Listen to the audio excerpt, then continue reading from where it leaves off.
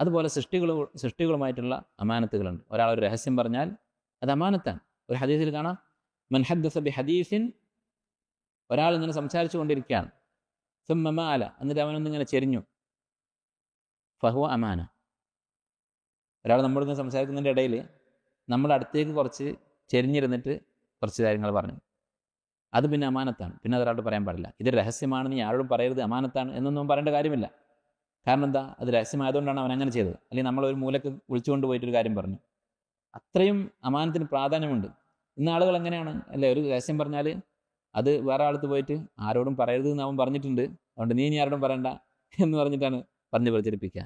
അതുപോലെ പല ന്യായങ്ങളും പറഞ്ഞിട്ട് അമാനത്തുകൾ പ്രചരിപ്പിക്കും, പരസ്യമാക്കും. രഹസ്യങ്ങളുടെ കാര്യത്തിലാണ് ഈ പറഞ്ഞത്. രഹസ്യങ്ങൾ മാത്രമല്ല അമാനത്ത് എന്ന് പറയുന്നത്. വിശ്വസിച്ച് ഏൽപ്പിച്ച വസ്തുക്കൾ, ജോലി, അതുപോലെ തന്നെ നമ്മുടെ കുടുംബം, എല്ലാം അമാനത്താണ്. ഇങ്ങനെ നമ്മൾ സംരക്ഷിക്കാൻ ബാധ്യസ്ഥരായിട്ടുള്ള കാര്യങ്ങൾ അത് സംരക്ഷിക്കുക. നിരവധി ആയത്തുകളിൽ അല്ലാഹു തആല ഈ കാര്യം പറഞ്ഞത് കാണാം. യാ അയ്യുഹല്ലദീന ആമനൂ ഔഫു ബിൽ ഉഖൂദ്, നിങ്ങളുടെ കരാറുകൾ നിങ്ങൾ പാലിക്കുക.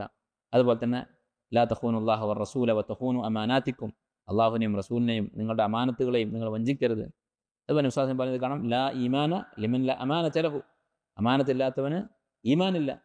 അമാനത്തുണ്ടാവുക എന്നുള്ളത് വലിയ ഒരു ബാധ്യതയാണ്, ഒരു നല്ല സ്വഭാവമാണ്.